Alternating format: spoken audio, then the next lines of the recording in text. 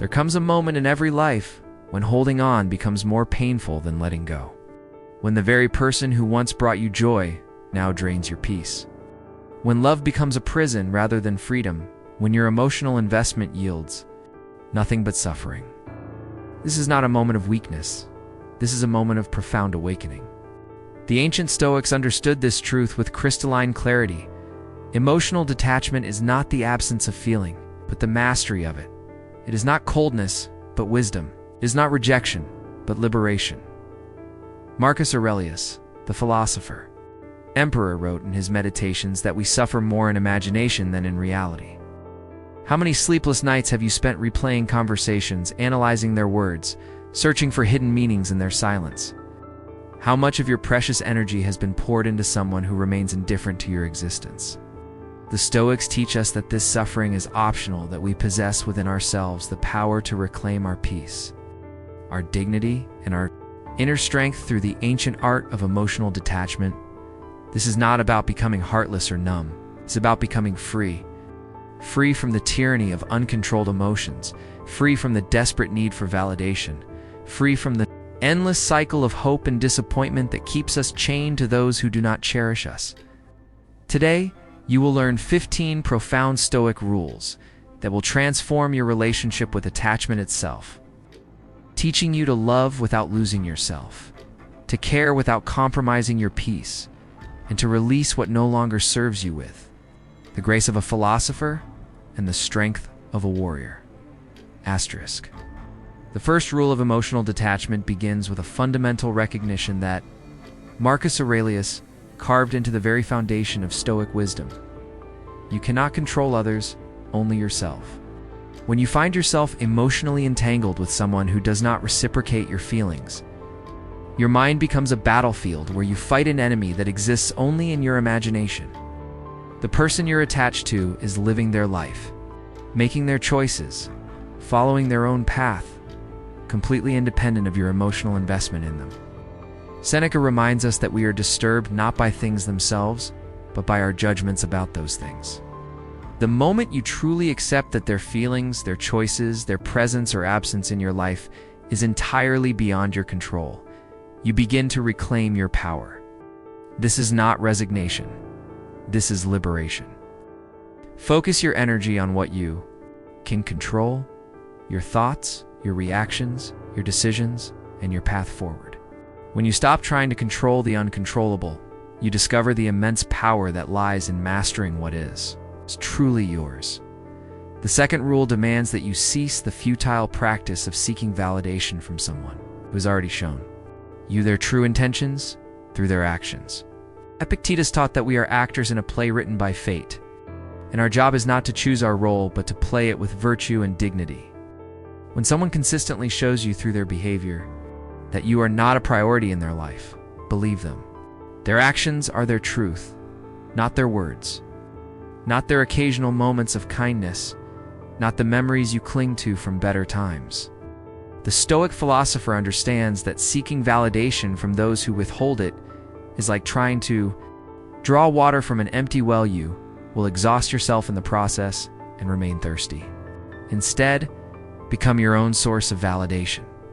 Recognize your worth not through their eyes, but through your own virtuous actions, your integrity, your growth, and your commitment to living according to your values. When you stop seeking their approval, you stop giving them power over your emotional state. The third rule requires you to embrace the profound Stoic concept of amor fati, love, your fate, including the fate of this attachment ending. This is perhaps the most difficult but transformative aspect of emotional detachment. Every experience, including the pain of unreciprocated love or the ending of a relationship, serves a purpose in your development as a human being. Marcus Aurelius wrote that the impediment to action advances action. What stands in the way becomes the way. This attachment that causes you pain is not a punishment, it is a teacher. It teaches you about your own patterns, your needs, your capacity for love, and most importantly, your capacity for growth. When you learn to love your fate, including the difficult parts, you transform from a victim of circumstances into a student of life. The pain you feel is not meaningless, it is the price of wisdom, the cost of growth, the tuition for a masterclass in self-mastery. Embrace this experience fully, knowing that it is shaping you into a stronger, wiser, more compassionate version of yourself.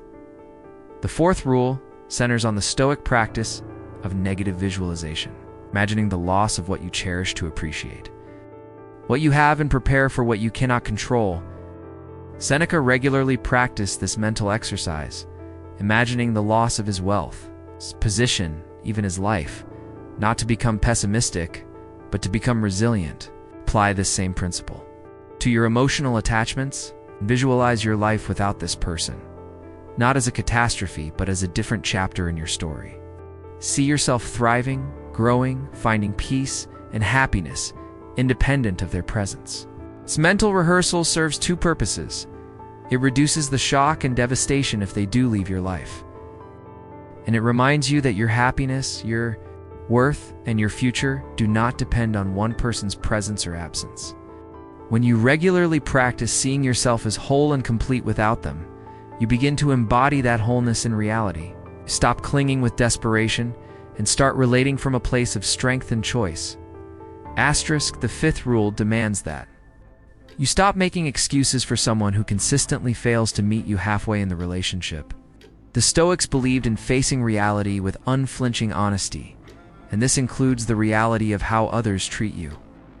When someone repeatedly shows you that you are not important to them through their actions, through their failure to prioritize you, their lack of effort, their inconsistent communication, their inability to commit, stop rewriting their narrative to make it more palatable.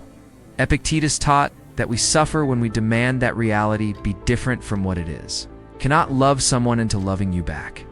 You cannot sacrifice enough, give enough, or be understanding enough to change their fundamental feelings about you.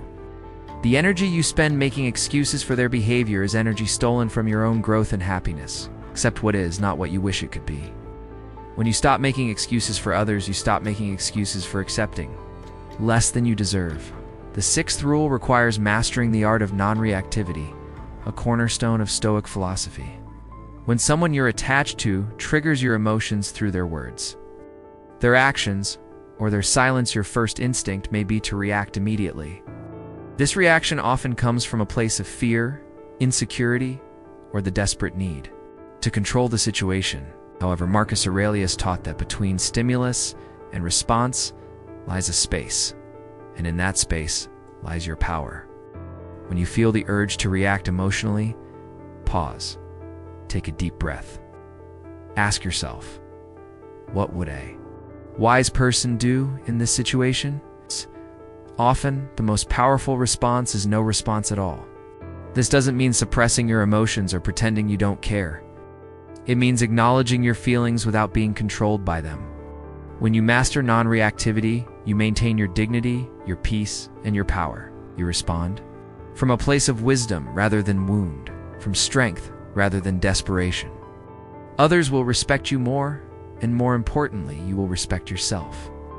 The seventh rule involves redirecting your emotional energy toward your own growth and self-improvement, rather than trying to fix or change someone else.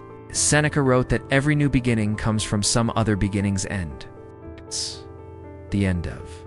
Your attachment to someone who doesn't reciprocate your feelings is actually the beginning of your journey toward becoming the person you're meant to be.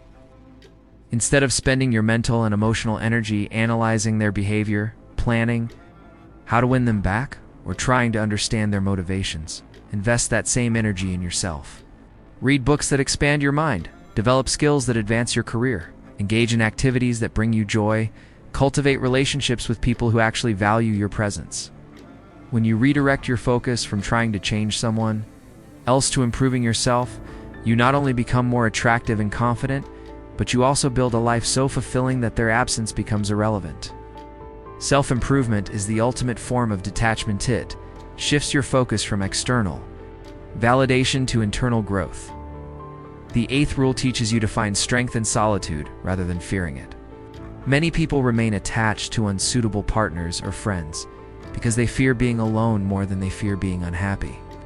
The Stoics, however, understood that solitude is not loneliness, it is an opportunity for self-discovery and inner peace. Marcus Aurelius spent countless hours in solitude, writing his thoughts and reflections, finding clarity in the quiet moments away from the demands and distractions of others. When you learn to be comfortable with yourself, when you can sit in silence without feeling the need to fill it with someone else's presence, you discover your own completeness. Use periods of solitude to reconnect with your values, your dreams, your authentic self. Listen to your inner voice, which often gets drowned out by the noise of attachment and emotional dependency. The person who is comfortable being alone will never settle for toxic company. Solitude becomes your sanctuary, your place of healing, your source of strength. The ninth rule emphasizes the importance of setting and maintaining firm inner boundaries. Boundaries are not walls. They are guidelines for how you will and will not allow yourself to be treated. When you're emotionally attached to someone, you may find yourself constantly making exceptions for their behavior, lowering your standards, or accepting treatment that you would never tolerate from anyone else. Epictetus taught that no one can hurt you without your permission. This permission often comes in the form of poor boundaries. Decide what you will and will not accept in your relationships. If someone consistently disrespects your time, your feelings, or your values, you have the right to limit their access to you. This doesn't mean being cruel or vindictive. It means protecting your peace and your dignity. When you maintain strong boundaries, you teach others how to treat you. You preserve your emotional energy for relationships that are actually worth your investment. Boundaries are not selfish. They are essential for healthy relationships and self-respect. The 10th rule requires you to stop idealizing the past and creating false narratives about what the relationship could have been. Memory is not a recording device. It is a storyteller. It often tells us stories that serve our emotional needs rather than reflecting reality. When you're attached to someone, you may find yourself constantly replaying the good moments, the times when they seemed to care, the potential you saw in the relationship. This mental habit keeps you trapped in a fantasy rather than dealing with the present reality.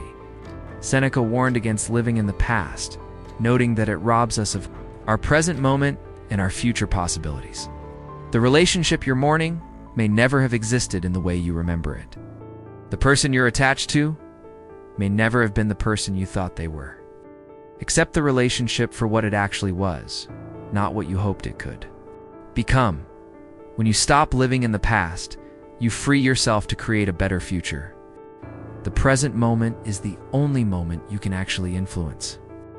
Don't waste it mourning a fantasy. The 11th rule teaches the profound Stoic principle of preferring virtue over validation. When you're emotionally attached to someone, you may find yourself compromising your values, your integrity, or your authentic self in order to gain their approval or maintain their presence in your life. This is the opposite of Stoic virtue. Marcus Aurelius wrote that the best revenge is not to be like your enemy. But this applies to all relationships. The best response to someone who doesn't value you is not to compromise your values trying to win them back. Your integrity is not negotiable. Your values are not suggestions. Your authentic self is not a rough draft that needs their approval. Choose virtue over validation every time. Act according to your principles. Speak your truth. Maintain your dignity regardless of how others respond. When you prioritize virtue over validation, you build unshakable self-respect and inner peace. You become someone worth loving, starting with yourself. People who are truly worth your time will respect your virtue, and those who don't respect it are not worth your time. Asterisk, the 12th rule centers on accepting the temporary nature of all relationships and emotions. The Stoics understood that everything in life is impermanent. Our emotions, our relationships, our circumstances, even our lives themselves. When you're emotionally attached to someone, you may be fighting against this fundamental truth, trying to make permanent what is inherently temporary. This resistance to impermanence is a major source of suffering. Marcus Aurelius frequently meditated on the transient nature of all things, finding peace in accepting what cannot be changed. Your attachment to this person, the pain you feel, the hope you carry, all of these are temporary experiences in the grand scope of your life. This doesn't minimize their importance, but it puts them in perspective. When you accept impermanence, You stop clinging so desperately to outcomes and start flowing with life's natural rhythms. You can love someone fully while simultaneously accepting that they may not be meant to stay in your life forever. This acceptance paradoxically allows you to love more freely and hurt less deeply. Impermanence is not a curse, is a gift that makes every moment precious and every attachment a choice rather than a compulsion. The 13th rule requires you to cultivate gratitude for what the relationship taught you, even if it didn't end the way you wanted. Every person who enters your life, even those who cause you pain, serves as a teacher. They show you something about yourself, about love, about human nature, about your own capacity for growth and resilience. Seneca wrote that every change of fortune is either a test or a blessing. Often, it is both. The person you're learning to detach from has taught you valuable lessons about your own patterns, your needs, your worth, and your strength. Maybe they taught you that you deserve better treatment. Maybe they showed you that you can survive heartbreak. Maybe they revealed aspects of yourself that you didn't know existed. Instead of focusing solely on what you lost, focus also on what you gained. This perspective shift doesn't erase the pain, but it transforms it from meaningless suffering into meaningful growth. When you can genuinely feel gratitude for the lessons learned, even in difficult relationships, you complete the cycle of healing and open yourself to better experiences in the future. The 14th rule emphasizes the importance of building a life so fulfilling that no single person's absence can destroy your happiness. The Stoics believed in living according to nature, and it is natural for humans to be social beings with multiple sources of meaning, purpose, and joy. When you're emotionally attached to someone, you may have unconsciously made them the center of your universe, the primary source of your happiness and self-worth. This is not love, this is dependence, and it is unhealthy for both parties. Diversify your sources of fulfillment. Cultivate multiple friendships. Pursue meaningful work. Engage in activities that bring you joy. Develop your spiritual or philosophical practice. Contribute to causes you care about. Build a life so rich and varied that while you might miss someone who leaves, their absence doesn't devastate you. Marcus Aurelius had his duties as emperor, his philosophical studies, his writing, his relationships with many different people.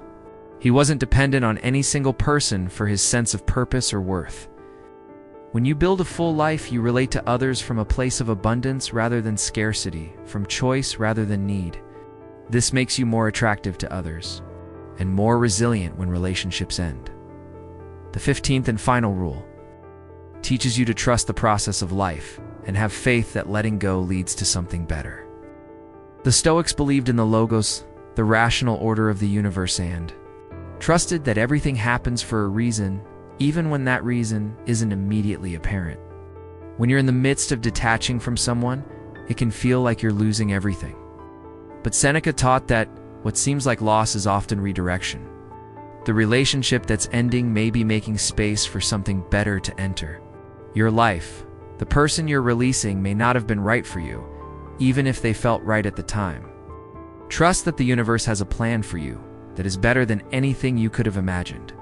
This doesn't mean sitting back passively. It means taking action aligned with your values while trusting that the outcomes will serve your highest good. When you trust the process, you stop fighting against the current of life and start flowing with it. You make decisions from wisdom rather than fear, from love rather than desperation. You understand that sometimes the greatest gift someone can give you is their absence, because it opens the door for something truly meant for you to enter. Conclusion: these 15 Stoic rules are not merely philosophical concepts. They are practical tools for transforming your relationship with attachment itself. They teach you that emotional detachment is not the absence of love, but the presence of wisdom. It is not coldness, but clarity. It is not rejection, but liberation. When you learn to love without losing yourself, to care without compromising your peace, and to release what no longer serves you with grace and dignity, you discover the true meaning of freedom. Marcus Aurelius wrote that very little is needed. To make a happy life fit is all within yourself, in your way of thinking. The pain you feel today is not permanent. The attachment that seems so overwhelming now will loosen its grip as you apply these principles.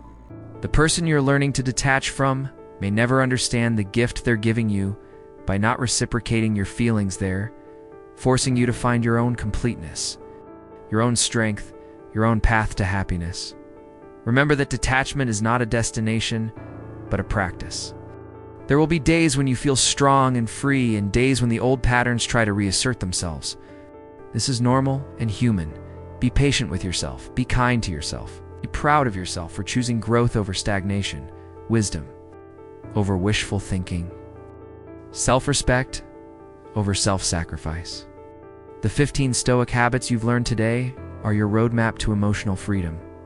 They will not only help you navigate this current situation, but will transform how you approach all future relationships. You will love more freely because you will need less desperately. You will relate more authentically because you will depend less completely. You will experience more joy because you will suffer less unnecessarily. Your journey toward emotional detachment is actually a journey toward emotional mastery. And emotional mastery is the foundation of all other forms of success and fulfillment. In life, the person you're becoming through this process, strong, wise, self-sufficient, and authentically loving is the person you were always meant to be. The pain you're experiencing now is not your endiety, is your beginning. You're beginning as a master of your own emotions, architect of your own happiness, and author of your own extraordinary story. Trust the process. Trust yourself.